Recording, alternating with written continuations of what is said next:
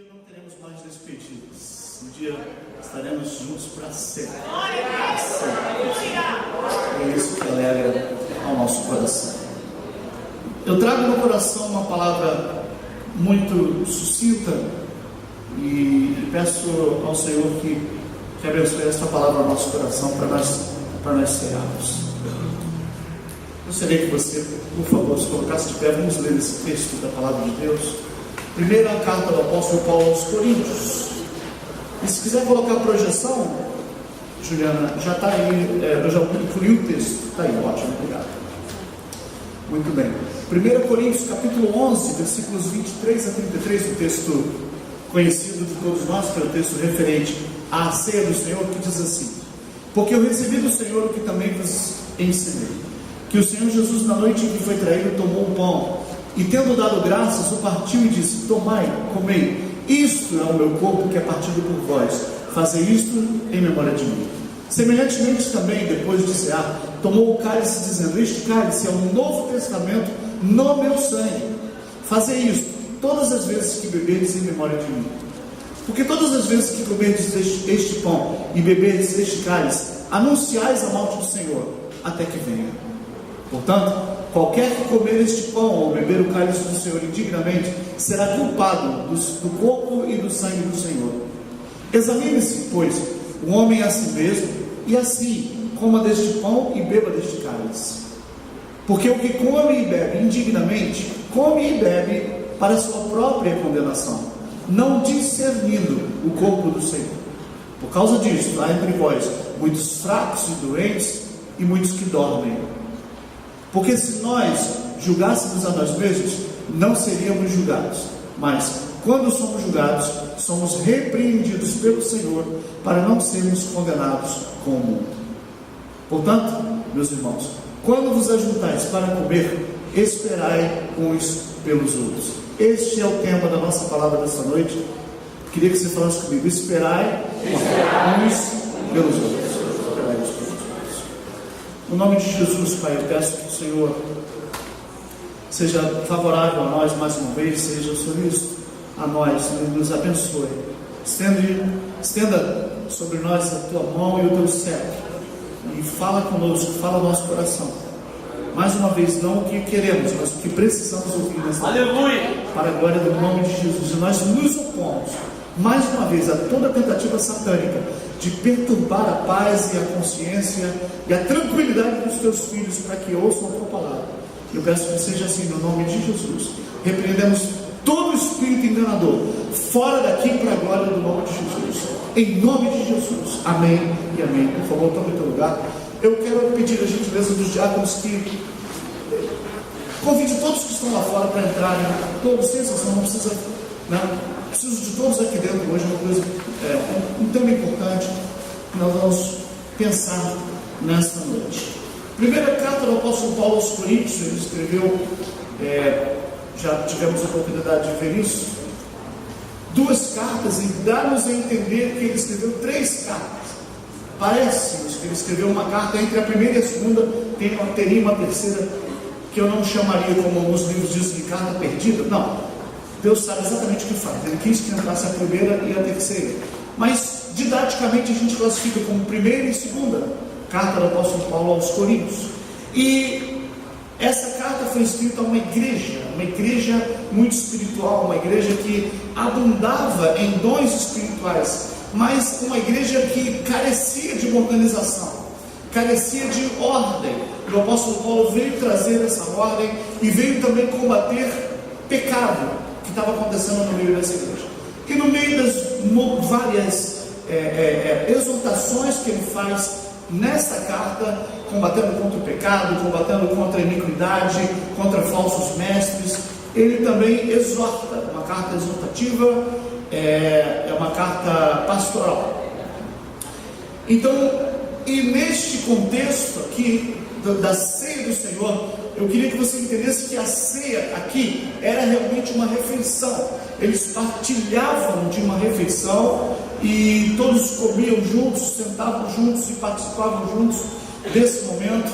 E após esse momento, eles praticamente a maioria deles, ou quase todos, viviam albergados no mesmo lugar. Estava com dificuldade na hora de servir essa alimentação.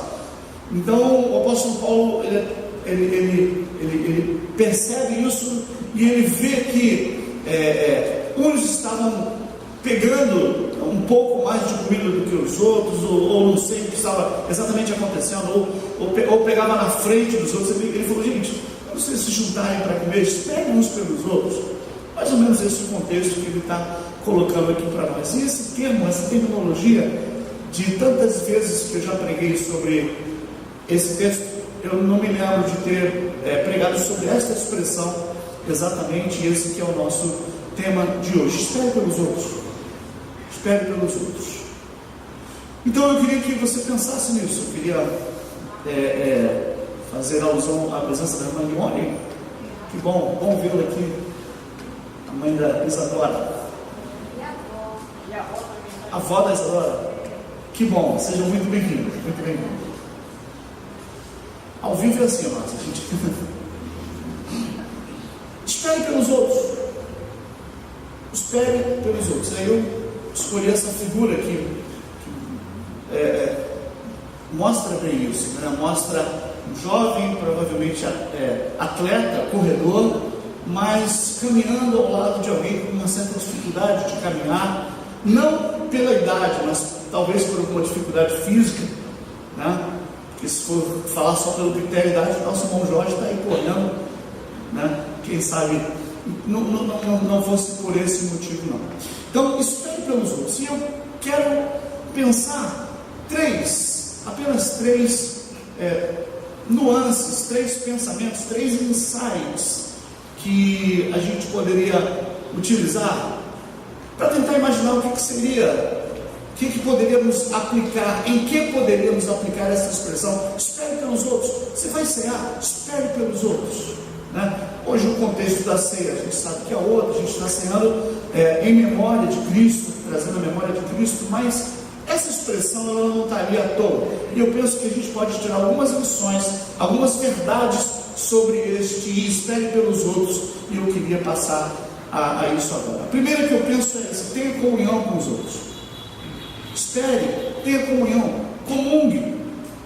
Não há necessidade dessa correria. Eu acho que o espaço da igreja, o espaço do corpo de Cristo, é lugar de comunhão. Comunhão é um dos 7 pilares pelos quais estamos orando aqui, não é isso? Estamos orando por crescimento em missões, estamos orando por crescimento em santidade, crescimento em palavra, crescimento em adoração, crescimento em compaixão, crescimento em comunhão e crescimento em serviço. 7 pilares que nós estabelecemos aqui para orar frequentemente. Comunhão é um deles. Comunhão significa ter coisas em comum. Coisas em comum. E veja que a gente não precisa ter tudo igual, a gente precisa ter coisas em comum. A gente não precisa jogar ênfase, jogar luz sobre as nossas diferenças. Precisamos sim enfatizar e jogar luz sobre as coisas que temos em comum. E quando nós pararmos de jogar luz sobre as coisas que temos diferentes uns dos outros, e passarmos a jogar luz sobre as coisas que temos em comum, passaremos a ter comunhão. É simples assim. O grande problema é que a gente joga luz nas diferenças. Eu sou assim, ela é assado.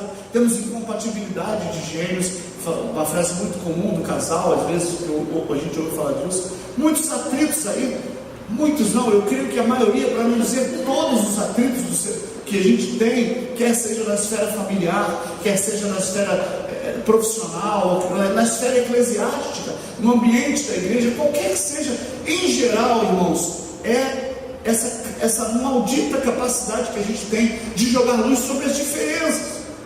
Criança age assim.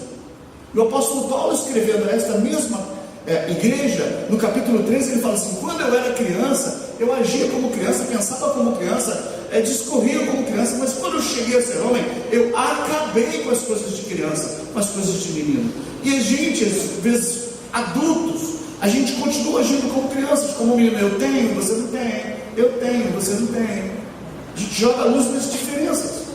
A gente precisa, em nome de Jesus, parar de jogar luz sobre as diferenças. O casal precisa parar de jogar luz sobre as diferenças e começar a enfatizar as coisas em comum. Amém. E a gente fazendo isso, o nome disso é comunhão. Isso é tão forte, que o apóstolo Paulo termina esta epístola com as seguintes palavras: a graça do nosso Senhor Jesus Cristo, o amor de Deus o Pai e a comunhão do Espírito Santo seja com todos vós. Eu acho, amém. É verdade, concluo dizendo amém. Obrigado pela lembrança. Eu acho curioso, né? Porque a gente está tão acostumado a estudar a Trindade, né? Deus Pai, Deus Filho e Deus Espírito Santo, e a gente pensa que o Deus Pai é a primeira pessoa da Trindade, Deus Filho é a segunda pessoa da Trindade, Deus Espírito Santo é a terceira pessoa da Trindade. Isso é didático, irmão, isso é coisa nossa. A Bíblia registrou a graça de Cristo, o amor de Deus. Aí às vezes a gente, na bênção apostólica, a gente faz uma tentativa de colocar em ordem que Deus errou, né? Que o amor de Deus é nosso Pai, a graça de Cristo. Não, irmão, fica tranquilo. Você pode começar pelo Espírito Santo, está tudo em casa. Amém? Mas o apóstolo Paulo não errou, porque nós já estudamos os atributos de Deus, eles são co-iguais em atributos, em divindade, em poder, em majestade, em glória. Eles são co-iguais, eles não têm ciúme um do outro, não. Deus Pai não é a primeira pessoa da Trindade, Ele é Deus assim como o Filho é Deus, como o Espírito Santo é Deus. Amém? Amém. Já estudamos exaustivamente isso aí nas sextas-feiras, para a gente não ter esse tipo de dúvida mais. Mas ele fala, a graça do nosso Senhor Jesus Cristo, o amor de Deus o Pai e a comunhão do Espírito Santo. É como se a gente falasse assim: Paulo, se você quisesse definir Cristo com uma palavra, o que você falaria? Ele fala amor. Ele falaria a graça. Ele foi o autor da graça, ele foi o agente da graça de Deus. Paulo, se você fosse definir Deus com uma palavra, que palavra seria? Amor. Porque ele amou o mundo de maneira tal que deu o seu Filho unigênito para que todo aquele que nele que ele não pereça, mas tenha vida eterna. Paulo, se você fosse definir o Espírito Santo com uma só palavra, o que seria? Talvez ele dissesse comunhão. O Espírito Santo, ele quer ter comunhão comigo, quer ter comunhão com você. Ora, na cena do quadrinho anterior, eu acabei de dizer para vocês que comunhão é ter coisas em comum. É exatamente isso. O Espírito Santo quer ter coisas em comum com você. Aleluia! O Espírito Santo quer ter coisas em comum comigo. E não adianta jogar luz sobre as nossas diferenças, porque são tantas. Eu não quero me comparar ao Espírito Santo, mas eu quero saber o que eu tenho em comum. Sabe o que eu tenho em comum? Aquilo que Ele coloca em mim. O fruto do Espírito Santo, os dons do Espírito Santo, a alegria. O Espírito Santo coloca, Ele investe em nós, Ele adorna, Ele enfeita a sua igreja. Eu gosto dessa terminologia paulina, quando ele diz que o Espírito Santo, Ele dá o adorno para a igreja, Ele enfeita a igreja com seus dons.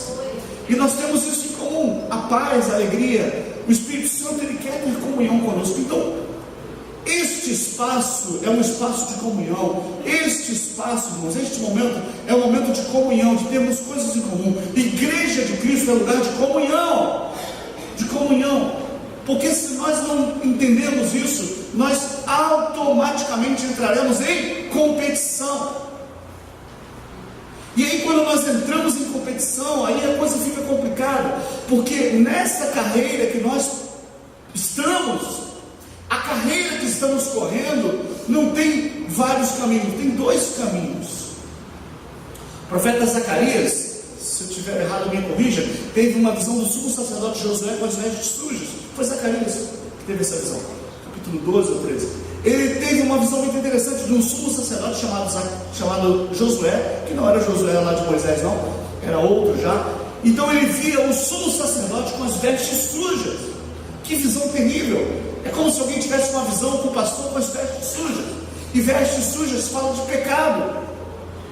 Ele viu o sacerdote, o sumo sacerdote, ministrando diante do povo com as vestes sujas. E ele continuou vendo a visão, e na visão ele via Satanás se aproximando e acusando: vestes sujas, está em pecado, vestes sujas, apontando. E ele ficou assustado com aquela visão. Zacarias capítulo 13. Ele está com as vestes sujas. E de repente Zacarias continua olhando e vê que do outro lado de Josué se postou o anjo do Senhor e dizia, não a Josué, mas dizia a Satanás, o Senhor te repreende. Que visão, eu estou arrepiado aqui.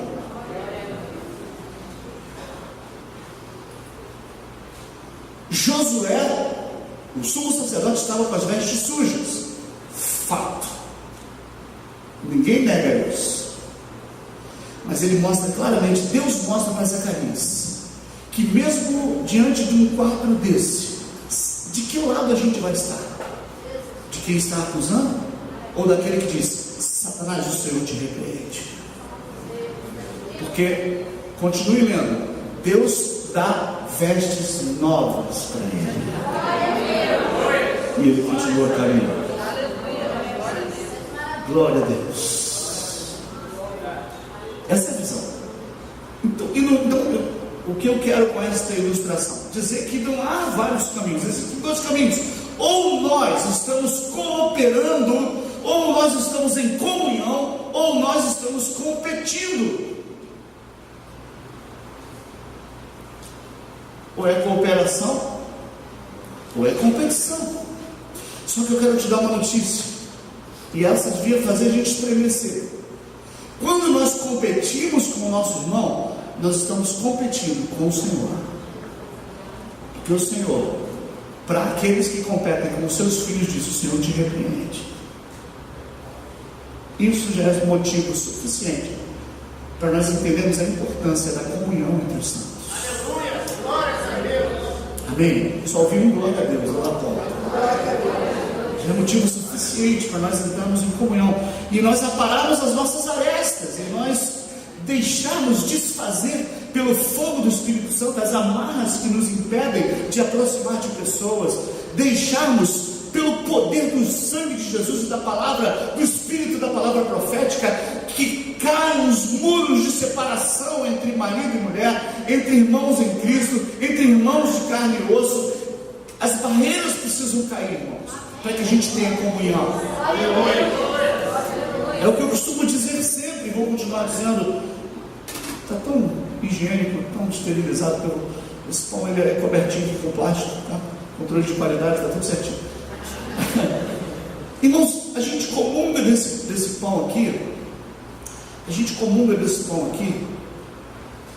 Mas se eu não puder comer desse pão com você aqui, eu posso até comer fisicamente. Mas se eu não puder comer na comunhão, uma dessas coisas vai acontecer. Ou quando Jesus voltar, eu vou ficar e você vai para o céu. Ou você vai ficar e quem vai para o céu sou eu. Ou os dois vão ficar. Existem casos em que a gente se humilha, a gente pede perdão. Eu já conversei com pessoas assim, pastor, eu já fiz tudo, já pedi perdão, já fui a pessoa, mas ela não acredita na minha sinceridade, não acredita no meu pedido de perdão. Irmão, chega, então, vamos esperar, ore apenas para que Deus refaça. Mas o coração é tão endurecido, irmãos. É aquela velha dura cerviz, né? Um pescoço duro, dura cerviz. Não consegue baixar a cabeça, não consegue se humilhar. E a Bíblia é tão clara quanto a isso. Bem-aventurados os humilhados, porque eles serão exaltados. O reino do céu é dos humildes, não é dos soberbos. Deus resiste aos soberbos. Eu não sei o que significa isso, irmãos, nem quero saber. O que é Deus fazendo resistência contra a gente? Eu não quero conhecer isso. É como Deus falou para Balaão: Balaão, eu vou ao teu encontro como teu inimigo. Números capítulo 22. Balaão, eu estou indo ao teu encontro, mas estou indo como inimigo. Eu não quero, irmãos, que o Senhor venha ao meu encontro como inimigo. Eu quero Deus como amigo. Aleluia. E Deus diz: eu resisto aos soberbos. Sabe, e falta de comunhão tem um quê de soberba? Sempre tem um quê de superioridade? Sempre tem um quê de sentir-se melhor do que os outros? E aqui, desculpe, vou usar uma expressão meio adolescente, não rola. Aqui, o grande é Ele. Ele. O grande é Ele. Cadê a irmã Eliana? O grande é Ele, tudo é Ele, por Ele. É isso? aqui a glória dele, e tudo para ele, por ele, e sem ele, nada do que foi feito se fez. Nada, ele que é o Senhor, ele que é o Senhor. Nenhum pastor é superior a vocês, nenhum pastor é superior às ovelhas. O pastor é uma ovelha que Deus tira do meio do rebanho e coloca na frente assim: vai, eu vou tirando, vai andando, vai levando. Só isso. E ele vai cobrar a responsabilidade. Comunhão. Espere pelos outros. Não saia na frente sozinho. Não pense que você consegue cear sozinho. Você vai cear em comunhão. Espere pelas pessoas. Tem gente querendo ter comunhão com você. Aleluia. A segunda pensamento é esse: tenha paciência com os mais lentos. Ok, eu sou um ser humano lento. Mas não é nesse sentido de lentidão que eu estou falando. Tenha paciência com aquele que você acha que é um pouco inferior a você, em qualquer que seja a instância, que tem um pouco mais de dificuldade de aprendizado, aquele que anda um pouquinho mais lento que você, aquele que, sabe, a ficha demora um pouco mais a cair. Lá em casa eu sempre fui o último a entender as piadas. Eu sei bem do que eu estou falando para vocês. Sabe aquelas cenas de filme assim, que está assim, aparece a cidade toda escurecida, todo mundo apagou as luzes para dormir, aí de repente assim, uma luz acende sozinha. Sou eu entendendo a piada do dia. Não exagero. Mas eu sei o que é ser um ser humano lento, eu sei, né? E a Maria até disse que a minha música, aquela do Sítio do Campo por aqui, tanta pressa, mas eu consigo tudo, irmãos. No meu ritmo, cada um no seu ritmo. Isso é muito lindo. Isso é muito lindo. Mas, sabe, não é desse ritmo que eu estou falando, não. Eu estou falando aqui para a gente ter paciência. A palavra-chave ali é paciência. Na primeira frase, a palavra-chave é comunhão. Na segunda, a palavra-chave é paciência. Ter paciência com as pessoas, irmãos. Porque a gente perde a paciência e esquece que Deus tem muita paciência conosco. Não é verdade? Deus tem paciência conosco. Imagine se Deus perdesse a paciência conosco.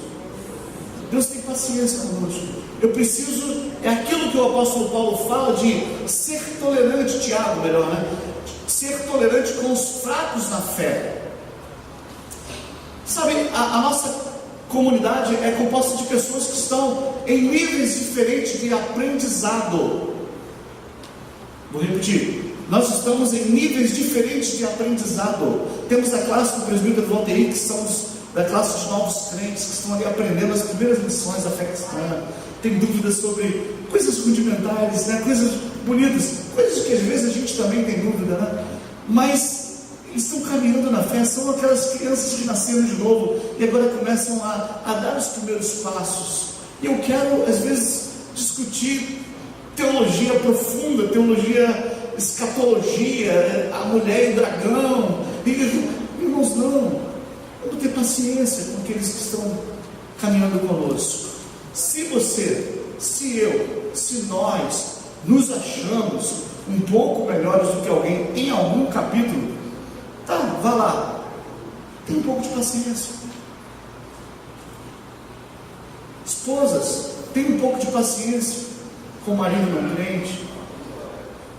Esposos, tenham um pouco de paciência com a esposa. Tenham um pouco de paciência com os filhos. Temos um pouco de paciência, porque sem isso, irmãos, a gente não vai conviver. A gente não vai conviver. Eu vejo uma ilustração muito bonita disso nesse texto aí, ó, Gênesis 33, eu queria ler com vocês. Se você está com a tua Bíblia, abre rapidinho lá, Gênesis capítulo 33, e eu vou te explicar o contexto desse texto. Jacó e Esaú, depois de 25 anos tinham brigado, eles se encontraram. Aí quando eles se encontraram, Jacó ficou tão feliz que começou a dar presente para Esaú. E é esse texto aqui.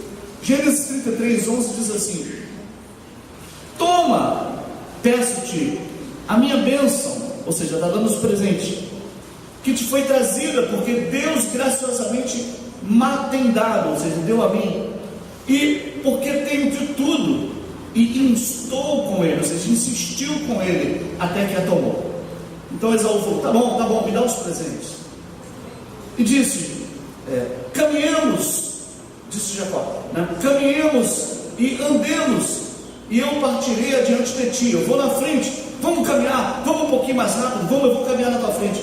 Porém ele me disse: meu Senhor, sabe que estes filhos, aí apontou para os filhos, são tenros, são jovens, e que tenho comigo ovelhas e vacas de leite. As vacas estão pesadas de leite. Se as afadigarem somente um dia, todo o rebanho morrerá. Olha o versículo 14, irmãos.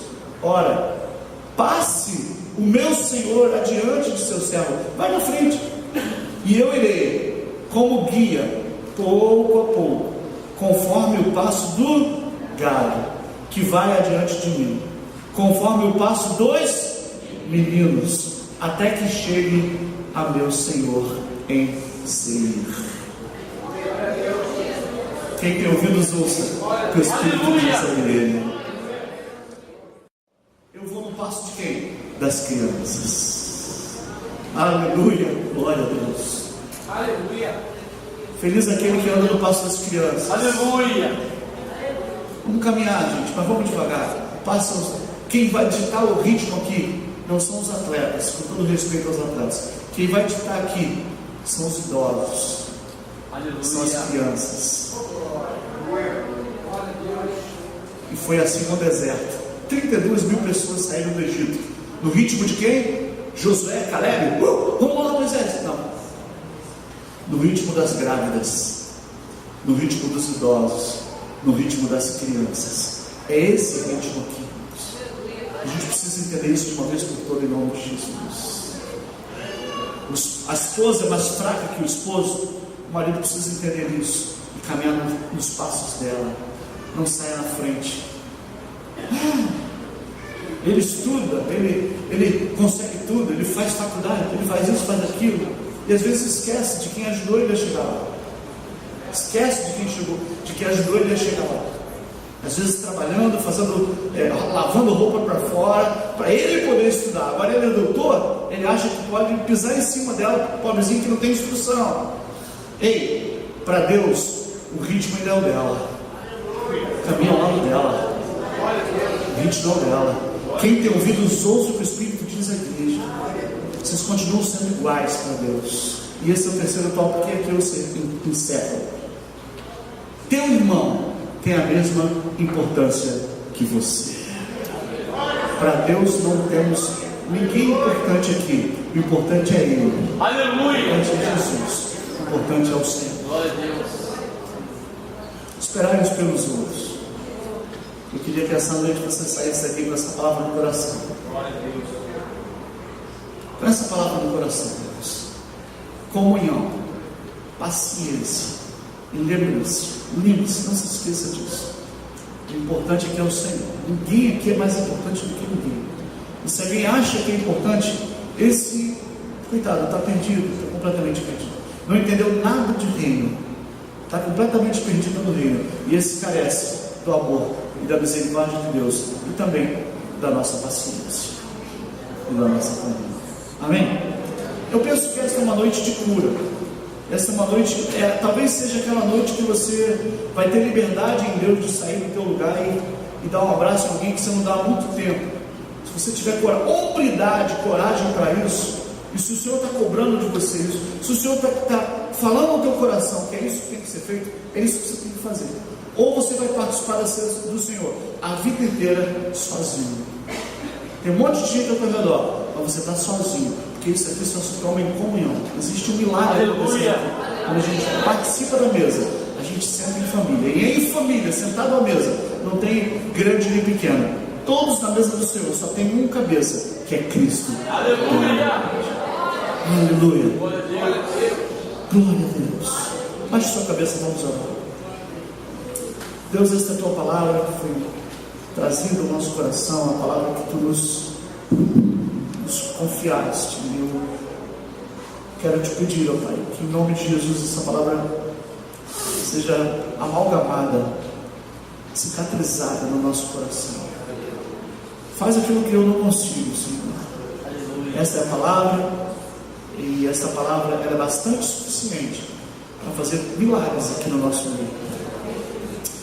Eu sei, Senhor, que tem vidas que podem ser transformadas num agir de uma palavra única tua. Se baixar a cerviz, se tiver a humanidade de baixar a cabeça e dizer: perdão, eu errei, me perdoa. Eu sei que tem pessoas aqui, Pai, que poderão sair daqui hoje, dar um telefonema que está devendo há anos esse telefonema. Oh Deus, quem sabe o Senhor está falando hoje novamente a essa pessoa. Está falando, quem sabe é hoje mais uma oportunidade que tu tens de estar na presença de Deus e falar isso, e pedir perdão a alguém. Mesmo que essa pessoa, mesmo que a outra pessoa não aceite, mas, ó Deus, nós livraremos a nossa alma, estaremos em paz contigo. Quem sabe, ao término dessa reunião, haverá telefonemas milagrosos acontecendo, Senhor. E-mails, mensagens de WhatsApp milagrosos acontecendo, Senhor. Eu creio, Senhor. Eu creio, Senhor. Portanto, Senhor, age em favor do teu povo. É o que eu peço, Senhor. Te louvo e te agradeço no nome de Jesus, o que vive e reina para todos sempre. Deus abençoe, irmãos. Muito obrigado.